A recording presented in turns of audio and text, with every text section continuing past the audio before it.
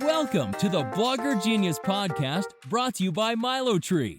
Here's your host, Jillian Leslie. Hello, my friends. Welcome back to the Blogger Genius Podcast. I'm your host, Jillian Leslie. I build stuff on the internet, and I am very excited to announce that if you are wanting to start an easy membership or host a one-time event and get paid, please use our system called MiloTree Easy Payments to do that. It is now live. If you head to milotree.com/easypayments, you can sign up for your account. You can set up your first products. You'll get your money buttons, which are just your payment links for people to join. And this is the best part. You do not pay us until you get paid. So there's no monthly fee. We just take a small transaction fee. That's it. We're on the same side as you. Our goal is to help you monetize and grow your businesses. If you have an audience, you can monetize that audience more easily than you think. So please go to milotree.com/easypayments, sign up, and let me know what type of membership or workshop or event you are creating. Please email me at jillian@milotree.com. I'd love to hear from you. And again, it is milotree.com/easypayments. For today's episode, I have my friend Cheryl Norris from the dessert blog Bakes by Brown Sugar back on the show. Cheryl was on before talking about food photography because she is a master, and I will link to that episode. But in this episode, we are talking about something amazing. And if you don't know about this, it's time to learn, and it is called Google Web Stories. And when Cheryl told me the kind of traffic she started getting from her web stories, I was blown away. And I said, Cheryl, please come back on the show to talk about this. Google Web Stories are Google's way of competing with Instagram stories and Snapchat stories and Pinterest idea pins.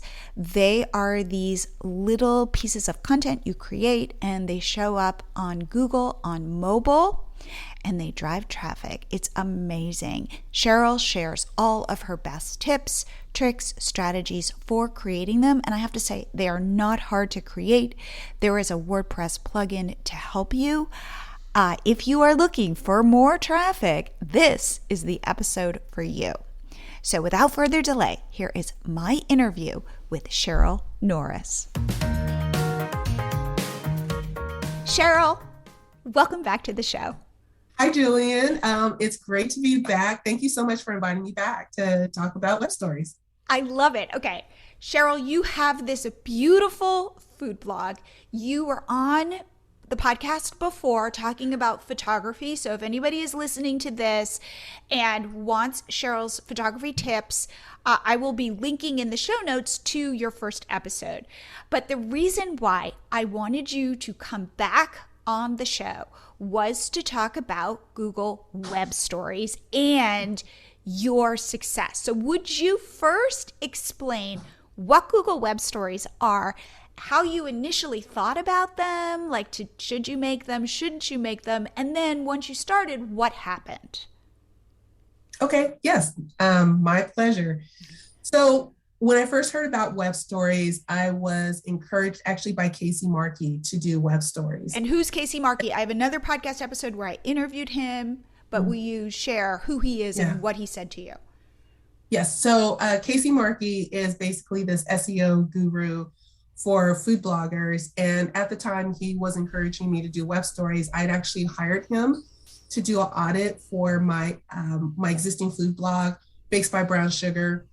I encourage you, if you're in the food blogging business, to consider an audit because he gave me a lot of good information to improve my food blog, and traffic has improved based on the changes I made, the ones that he recommended after doing the audit for my food blog.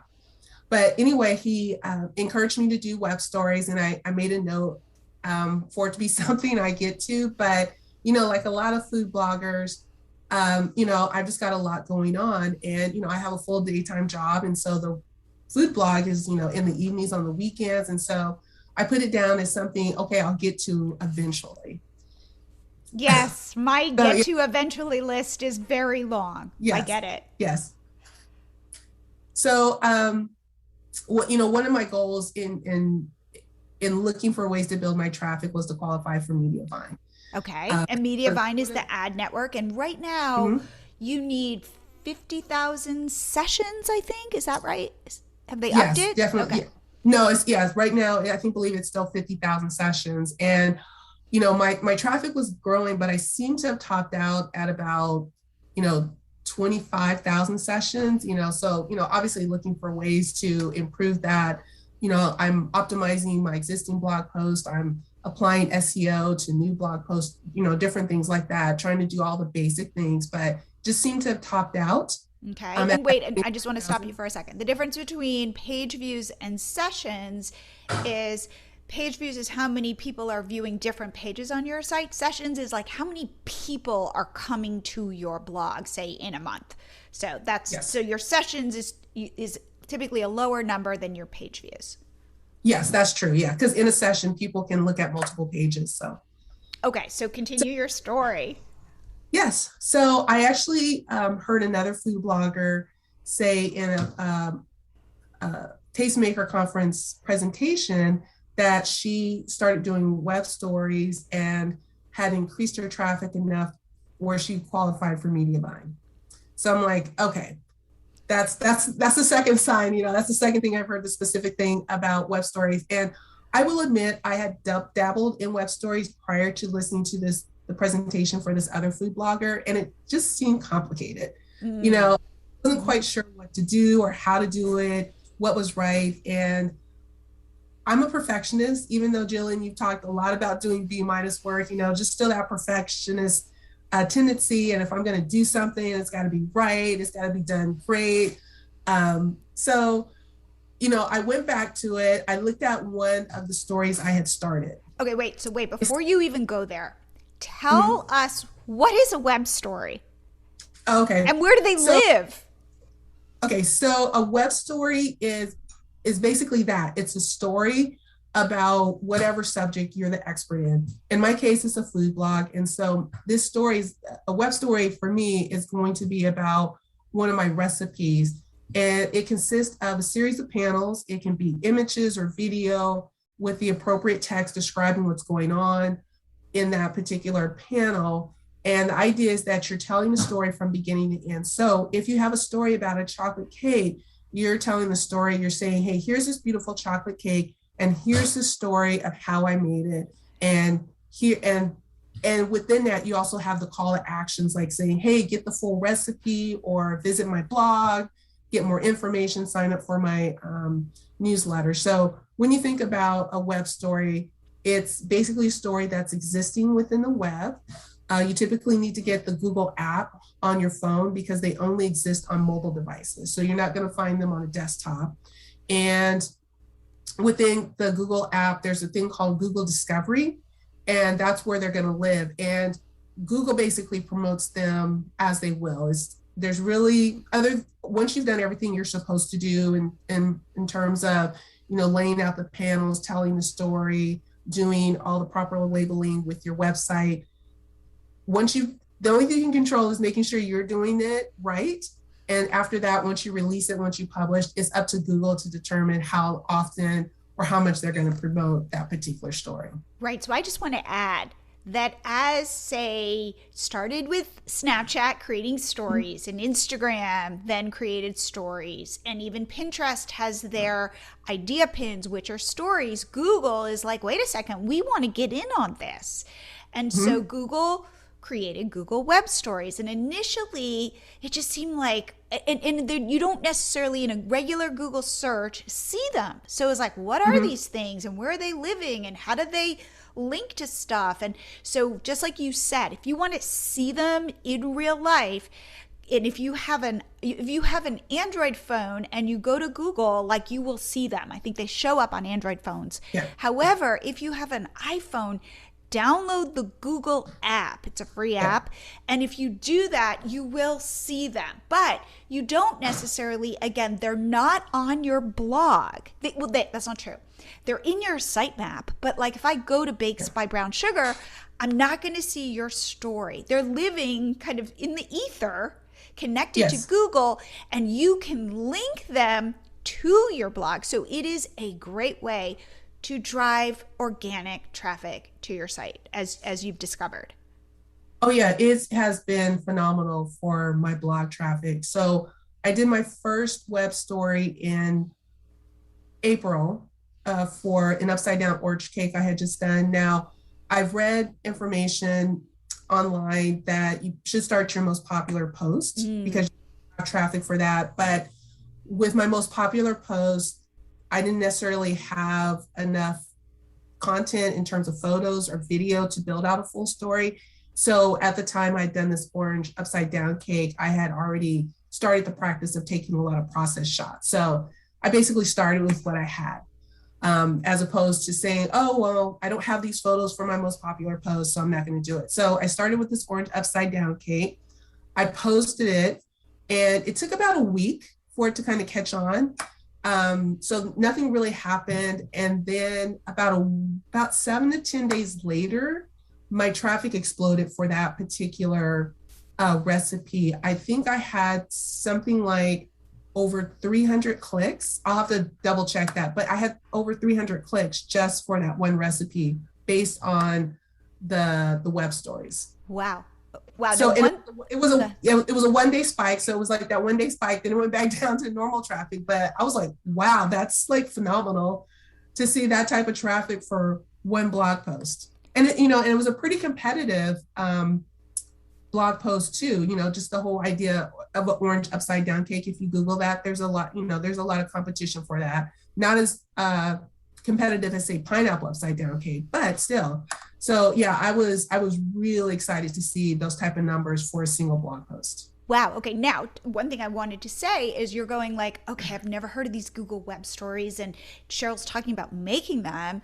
How do I make them? And one thing that I want to say is there is a WordPress plugin. So if you're on WordPress, now there are also some other plugins that you can use, but I recommend you download the Google Web Stories plugin onto your WordPress blog, and then you create them on WordPress.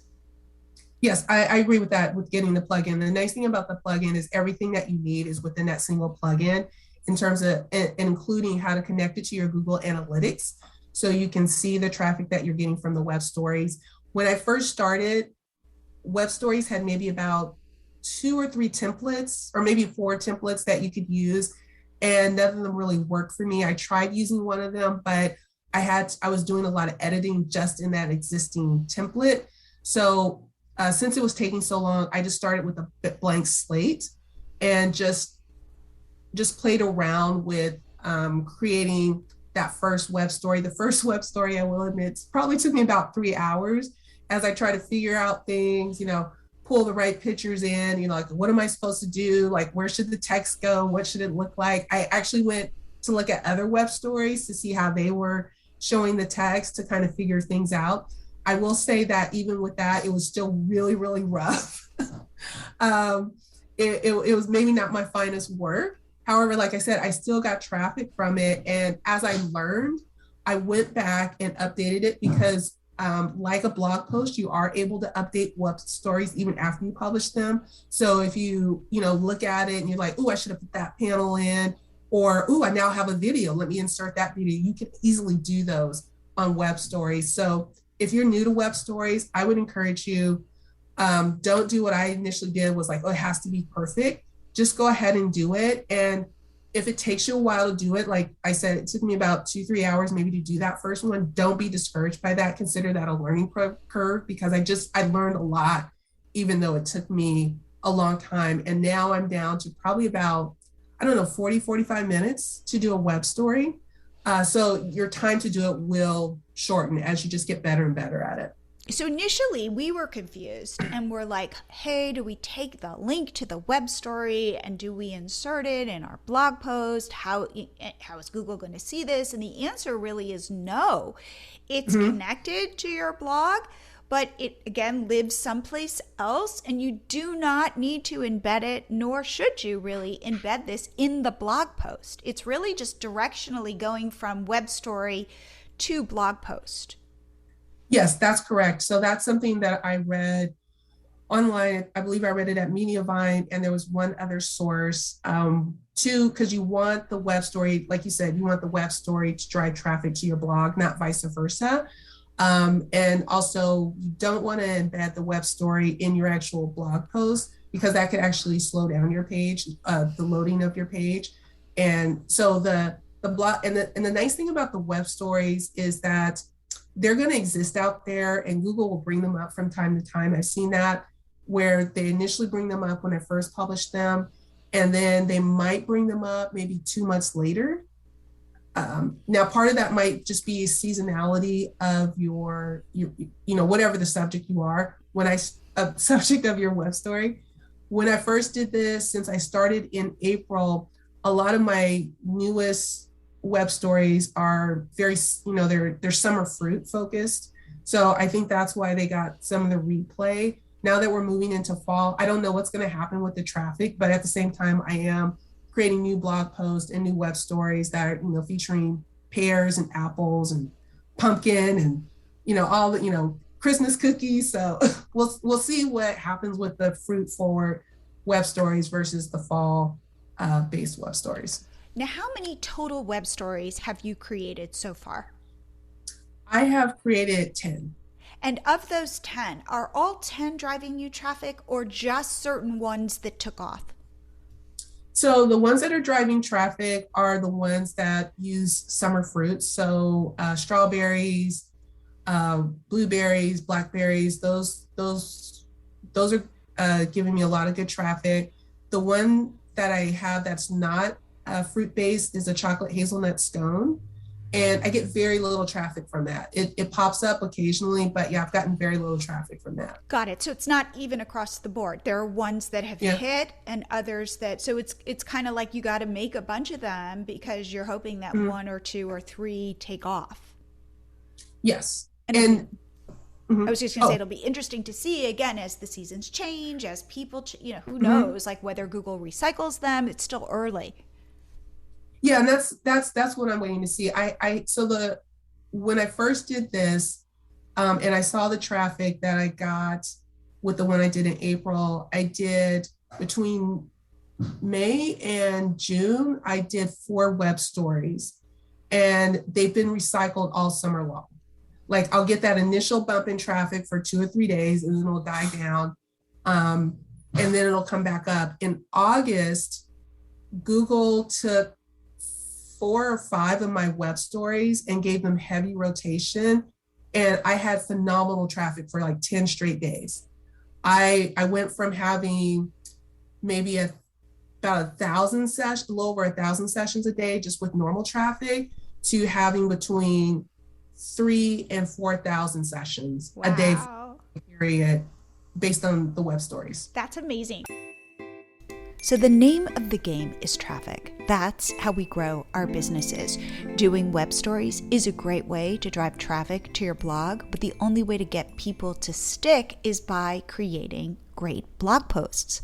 So grab my free blog post checklist by going to milotree.com/blog post checklist. It's a simple 1-page PDF, and I go through step by step everything you need to have a highly optimized blog post that your audience will love and Google will love too.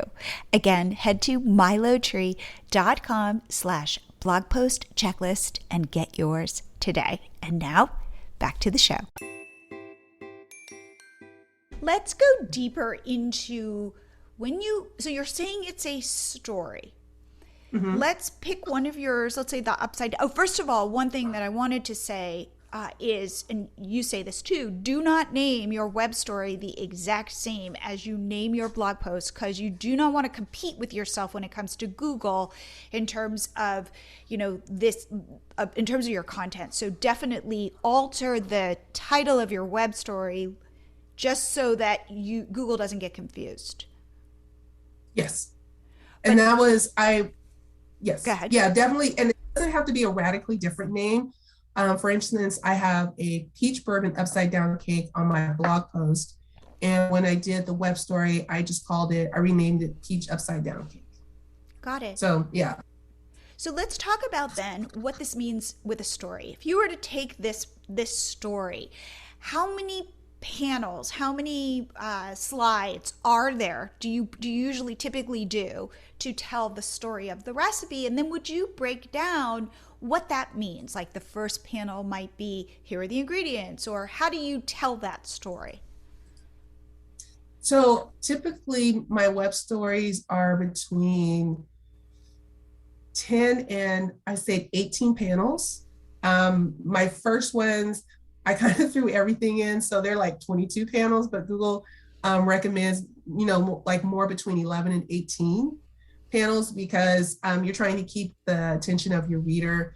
And, when you're looking at a web story, you reach a certain point where either it doesn't interest you or like, oh, I want this recipe, so I'm going to click, I'm not going to get all the way through the web story. And when I look at my analytics, that is true. Most people don't go all the way through a web story.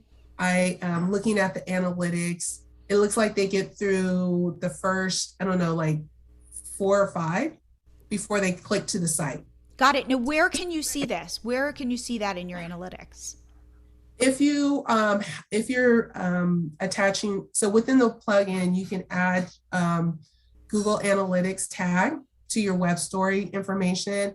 And then I can see it on my phone. I have the Google Analytics app on my phone. And so what it'll show is it'll show the web stories, and it'll show how many people start the web story, and it'll show how many people finish the web story. So, it can be like 1,000 people start the web story. And then when you get down to the final panel, there might be only 10 people who get to the final panel. So yeah, a huge drop off, but at the same time, you are seeing the increase in traffic in that blog post. And that's another reason to give it a slightly different name, because you can see the difference between the traffic and the web story. How much of that traffic is your web story and how much is your actual blog post? Got it. Okay, so now let's say you've got 11 to 18 panels. Walk through how you think about telling your recipe story, because that way, let's say you're a DIY blogger or you have some sort of how-to, like how do you think about that? Okay, so in telling the story, the first panel is that introductory panel that says, hey, this is what this is. It's got the completed bake. So again, if we're talking about the peach upside down cake, it's got the completed cake with the name and my logo, so people know that, hey, this is baked by brown sugar.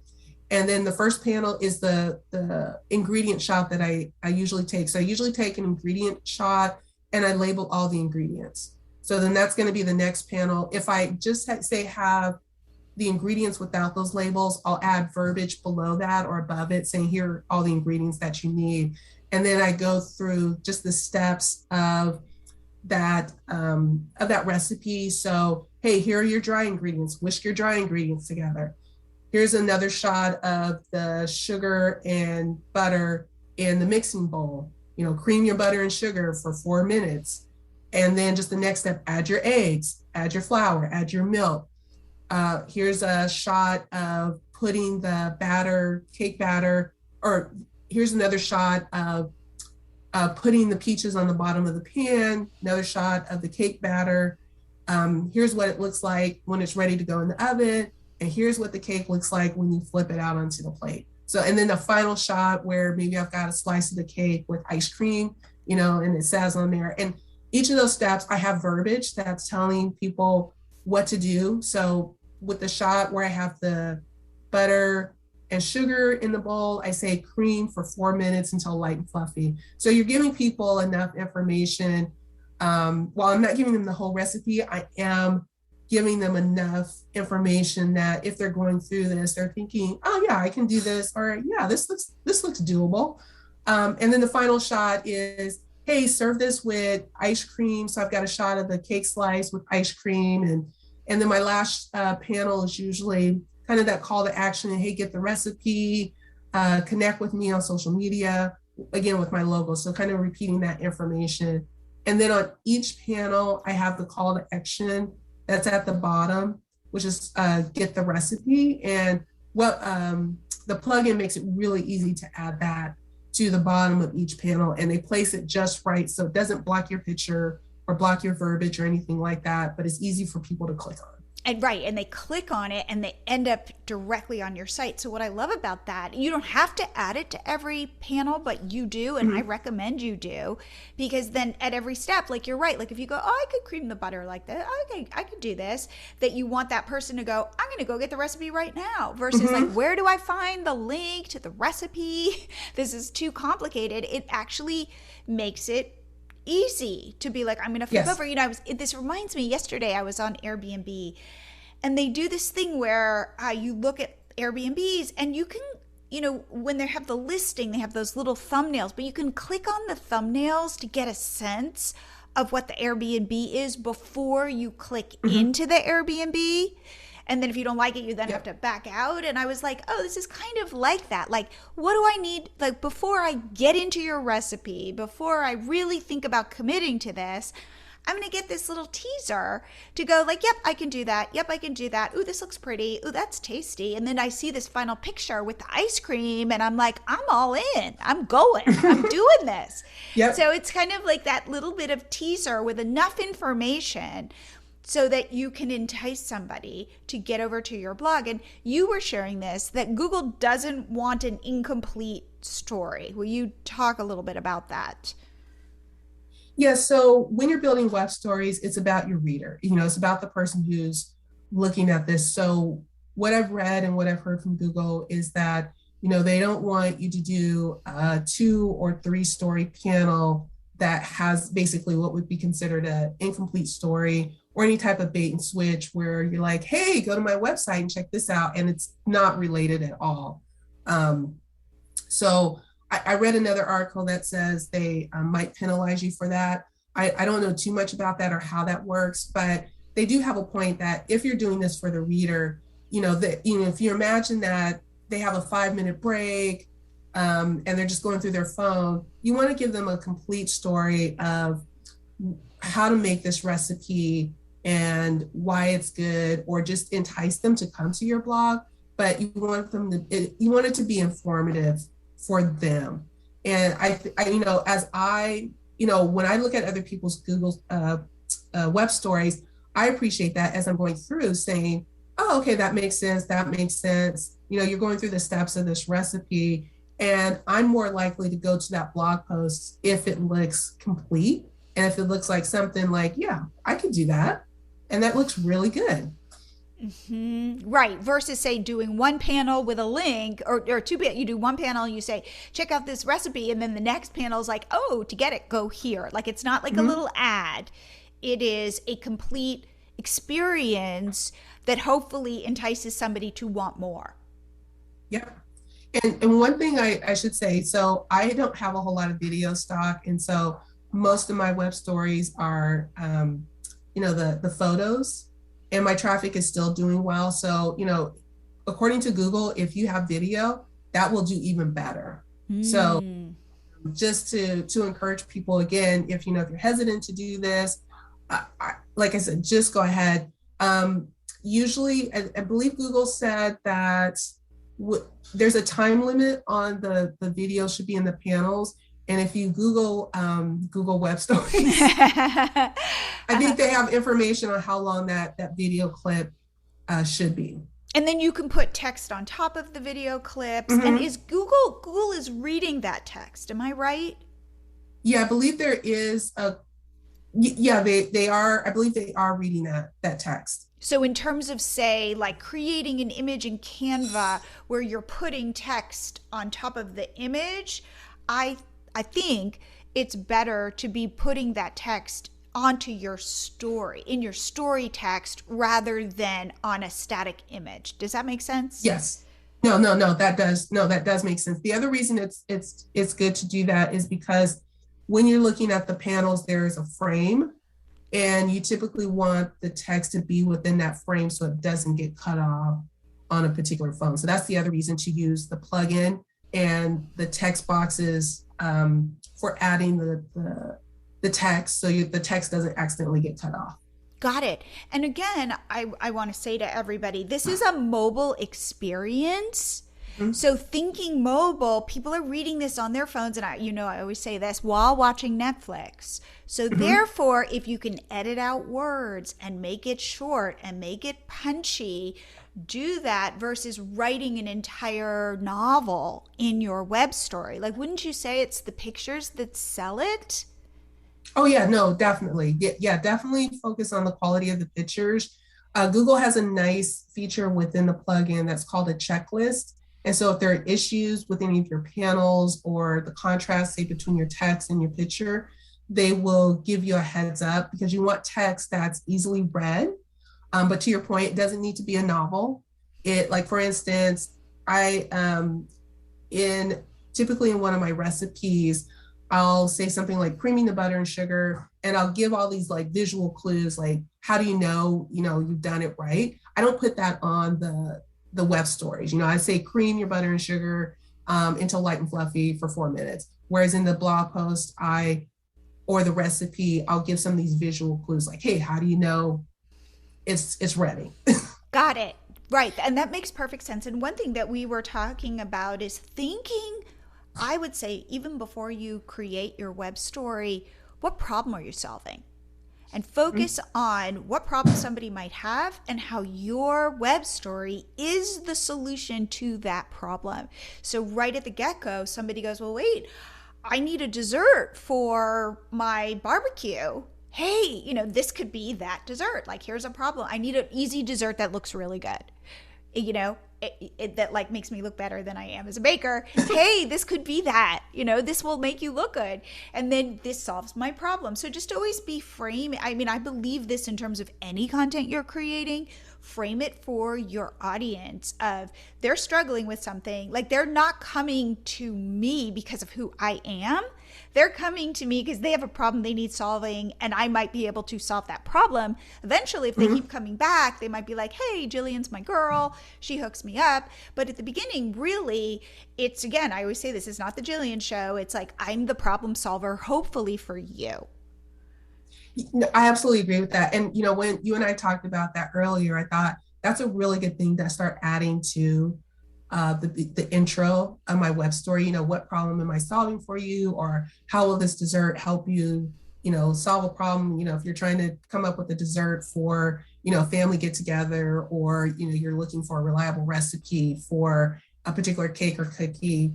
And so my intent is to add that. But then I saw something another blogger had done where they did a short video introduction. And I kind of like that, because I tend to be camera shy. I'm definitely a behind the scenes type person.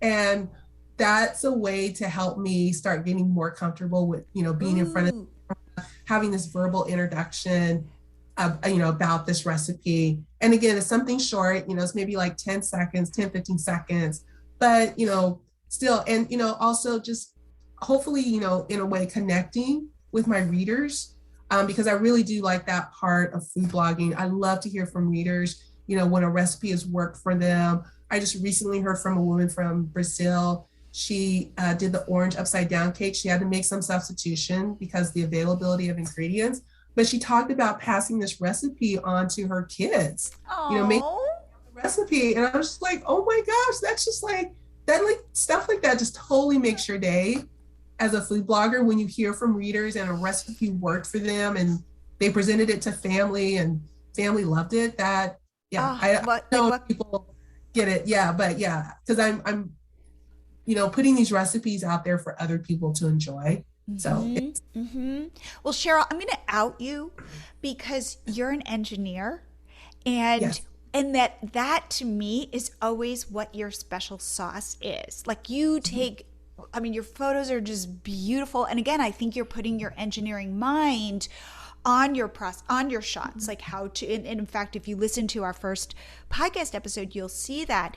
But there is something so trustworthy about you, because I know that you're not just creating a recipe and slapping it up, that you're testing recipes. You are you're like doing all that work, so that if I bake whatever it is you're putting out there, I know it's going to turn out well, because I know you, and I know behind the scenes you're in there going, well, what if I reduce the butter? What if I, have the eggs be I don't know, but that is so true. That is what you do. Yeah. I won't post a recipe if I'm in any way dissatisfied with it, and I'll just go back to the kitchen. Some of my readers have asked me for gluten-free recipes or gluten-free versions, and I've been working on that. And the reason I haven't posted anything yet is because I haven't been happy with the texture and the look of it and the feel of it. And so it's something I'm continuing to work on as I try to get a feel and understand how to make something gluten-free, but how to make it where it still tastes good, it still has the right texture. And so and oftentimes I don't get a recipe posted because I'm testing, and the seasonality of it has passed. And so I'm like, okay, I guess I'll come back to that next year. Oh, how funny. Yeah. You're like America's test kitchen. David and I would watch that all the time, and they would be like, I do too. We're going to change this variable and see what happens. So I love that about you. And just, I feel like as my if I need some like baked good, you're my girl, because I just trust what you're putting out there. Oh, thank you. Really, I think that's really phenomenal. Okay, one last question about web stories. Are there any simple tricks that you have learned now in creating them that you would pass on, like, hey, do this, or hey, try this, to just help people, like whether it be even your process, like are you doing a web story now for every recipe? Do you recommend that? And then once you're in there creating one, like, are there any shortcuts that you know? Yeah, so the best shortcut I recently implemented was I created my own template based off my previous web stories and features that I liked about that. So now my template includes all the it includes the call to action, a place for that. So now all I have to do is include the recipe link, whereas before I was doing that from scratch for all the panels. I have a built-in text box, so now all I have to do is enter the text for that. And that actually, depending on how complicated the recipe is, that's actually taken my creation time for a web story down from an hour to about 35 minutes. So, and I also do want to say that within the plugin, they have a lot more templates. So I would say check out the templates. However, if the templates aren't working for you, it really is simple to create your own template. Mine simply consists of a bunch of panels with the call of action and a text box and my logo already built in. And then all I have to do is add the photos. The other thing I do to, as part of my workflow, once I've created the blog post, I go into web stories and I pull all the photos into that web story, that first draft of it. And then I'll come back to it maybe a couple days later and start to finish it out. So that's part of my workflow as part of that process. And that does shorten the process. Now, are you planning to create web stories for every new blog post, or are you going back to your top posts and building them out from there? Like, where are you, when you think to yourself, I need to create a web story, which way are you going? So going forward, I do plan to create a web story for all my new blog posts. For my older posts, when I optimize those, going back, per Casey Markey, going back and optimizing those for SEO. So when I optimize those, that's when I'll also create a web story for the older blog post. I love that. All right. So Cheryl, you are going to be doing a teaching session, a workshop on web stories. Will you share about that and how people can learn more? Yes. So I'm working on putting that together, a tutorial on web stories and how to build web stories. I plan to launch that in October. So if you are interested in attending that tutorial on web stories, please go to my website, Bakes by Brown Sugar, and just leave a note in the comment field that you're interested. And you can also connect with me on Instagram. Long pause there. You can also connect with me on Instagram at Bakes by Brown Sugar, and just leave me a DM if you're interested in the tutorial. And I will make sure that once I get that scheduled, I'll send you information on how to sign up for it. And what will you be teaching in that? So I'll be teaching the basics of putting together a Google Web Story based on my experience, and then also just I'm an engineer, so I've been doing the research, with Google and MediaVine, kind of the best practices, but walking the people who attend just through the basics of building their own web story. I love that. And again, when you go to Cheryl's blog, you will be, or you follow her on Instagram, you will be blown away by how beautiful her photos are. Literally, I'll scroll through my Instagram and immediately I'll see just a beautiful photo of some sort of like delicious looking dessert. And I before I even see that it's yours, I'm like, that's Cheryl. I see that Cheryl. I'm hearting it. It's just so, it makes me so happy just even to consume your photos. Oh, thank you so much. Really. I'm such a fan. Photography. Yeah. Yes, you've been very complimentary from the beginning. And in fact, I ultimately think you should be teaching photography tips as well, because you just have such an eye. And because you're an engineer, not only is it just the sixth sense, you actually really put your engineering brain on your photography as well. So I just appreciate what you do. Thank you so much, Jillian. Well, I just want to say, so people want to reach out to you, go to Bakes by Brown Sugar, follow her on Instagram, all that good stuff. And, anything else, any other places where people can find you, or is that good? Yeah, you can also find me on Pinterest, also at Bakes by Brown Sugar, or Facebook, also at Bakes by Brown Sugar. I would love to connect with people. And, if you ever have a baking question, please feel free to reach out to me. If I don't have the answer, I will research it and find you the resource. I love that. Well, Cheryl, thank you so much for coming back on the show. Thank you so much for inviting me back. It's really been fun. My friends, I think this means we all need to try Google Web Stories. From what I keep hearing, you don't know which ones are going to hit, so you kind of have to make a bunch and see if any take off. I've been hearing, though, people having success with them, and I recommend trying evergreen content and also trying seasonal content to see which ones do better. And please reach out to me and let me know what you think of Google Web Stories and if you're having any sort of success. So before I go, I want to again just mention MiloTree Easy Payments and let you know that one of the great benefits to it is you don't have to sign up for some expensive platform to house your membership where you've got to learn some new technology and your members have to learn some new technology. All I say is go start your membership in a private Facebook group and we connect to your email service provider. So all of your members' emails get automatically placed into your MailChimp or MailerLite or ConvertKit, and we give you this easy dashboard to manage the whole thing. From where we sit, all we want to do is come up with solutions that help you make money. So head to milotree.com/easypayments and sign up. And remember, we don't charge you until you start making money. And I will see you here next week.